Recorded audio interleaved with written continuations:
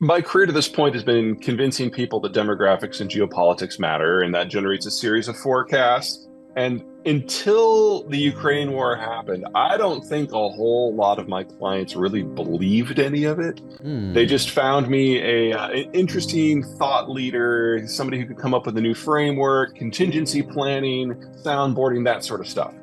Well, since the Ukraine war, they're like, holy crap, this is actually all going down. We got to have him back. So last year was by far the busiest year I've ever had. And now, of course, it's Ukraine and its economic after effects. And now that people have kind of admitted to themselves that China is in terminal decline, the conversation is now shifted to, the hows and the wheres and the what. No, it's relatively new. Now, there are balloons all over the place for weather, for science, for whatever else. The balloon in question that the U.S. shot down over the Carolina seabed was definitely a spy balloon. So let me just kind of dial back and give you an idea of how this happened on the Chinese side, because it really is asinine. So Chairman Xi has now consolidated more power unto his person than any human in history. And as part of that purge, he has removed everyone from any position of decision making within the Chinese system who is competent. And so it really is a one-man show. I mean, we can look at Russia and talk about he really only has half a dozen advisors anymore. And we can talk about Obama and how he locked himself into the White House. But Xi has no one. No one will bring him any information because they don't know how he will react. And he often reacts violently. And that's, shooting the messenger is not good for information flow. In this sort of environment, China has made a series of catastrophic mistakes over the course of the last couple of years. Wolf warrior diplomacy destroyed his relations with most of the world because now people they're literally proud of their genocides in China now, and that does not resonate with anyone. We've got relations with the United States, which are their security guarantor for their trade and their primary consumer base, and the country that allows them to import all their food and their energy that's just cheesed off at them completely. And they're even ruining relations with the Europeans over the Ukraine war. So one way or another, it has finally percolated up to Xi of just how deep in the shit they really are. So he sends out these peace feelers saying that, okay, we won't be quite so crazy. And Blinken, the US Secretary of State, was on his way to the airport to get on a plane to come to China. But because there's no information exchange within the Chinese system at all, some dumbass in their intelligence operation said, hey, I got an idea. Because we're in a cult of personality and the great leader hates all things United States, I am going to float a 350 foot across balloon over the United States that you don't even need binoculars to see. And I'm going to dangle a chunk of apparatus that's as big as an Embraer jet. Now, if you've ever been to a regional airport, you know those well. They're the ones with two seats on one side and one on the other. Okay. They're very, very small. They're very, very cramped, unless you're dangling it from a balloon. Okay. And then it's going to spend 7 days going across the United States. We're not going to get any intelligence from this. Because the thing is, I'm going to send it over the missile bases. I don't know if you knew this, but unless you're actually launching the nukes, the missile silos are closed. And so there's no information that could be gathered from a balloon that you could get from a satellite. Even better, the Americans are going to have a U-2 jet above it and a spy helicopter below it all 7 days with whisper sensors recording every bit of transmission it does, looking at what it does, learning the ecotecture.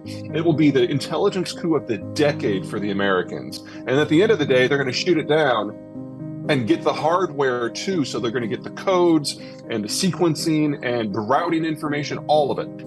It is arguably the dumbest thing that I have seen any country do in the last 20 years.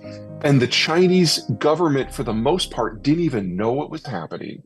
Their Defense Department didn't know. Their foreign ministry didn't know. It's pretty obvious from the calls that Xi didn't know. It was just some idiot in the intelligence services.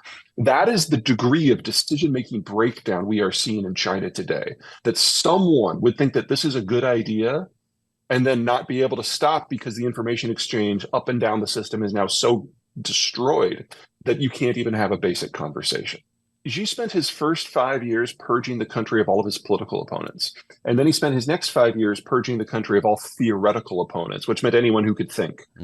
There's nobody left. So yes, those institutions do exist to a degree, but they're either staffed by people who are utterly incompetent or patsies who got their job because of their personal loyalty. Even in Russia, which is not what we would call an information-free society, there are still a handful of people at the top that will talk to Putin and tell him uncomfortable truths. Now, three of them are competent. Three of them are not. Interesting. So he is getting a steady spread of, I'm sorry, a steady stream of misinformation and propaganda. But there are three people who will tell him the truth. Xi has nothing like that.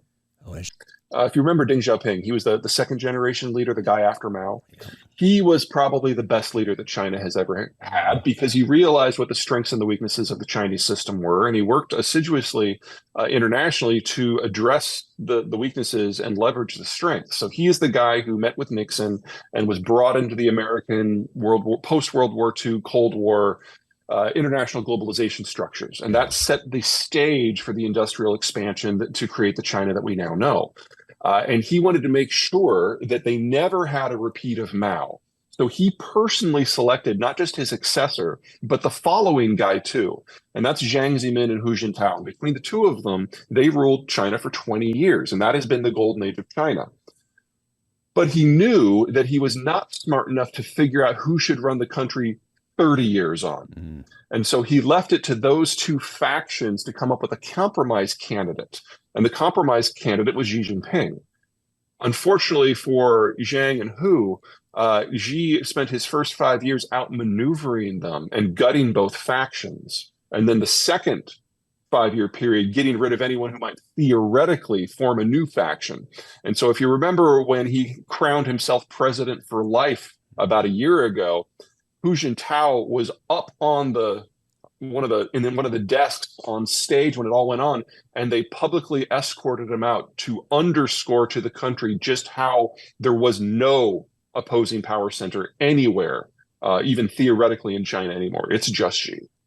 So the one-child policy was adopted about 40 years ago, and Mao was concerned that this up-and-coming post-Korea, post-Japan occupation generation was going to expand so quickly that it was going to literally eat the country alive. And it has contributed now to the terminal demographic decline that China is in. But I don't think it's quite accurate, maybe a little unfair to put all of the fault on the one-child policy. It was, in time, proven to be a bad policy. I'm not disputing that. But when you move off the farm and into the town, you go from kids being free labor, and so you have as many as you can put up with, plus one, because that's how you find out it's too many, to kids being a luxury good and just the source of migraines. So in the case of China, if you go back just to the 1950s, they were having 7 and 8 kids per woman. Now in the cities, it's less than 1. And obviously the one-child policy played a role in that, but just the urbanization process overall greatly depresses birth rates. And now we've got China, which is the fastest urbanizing country in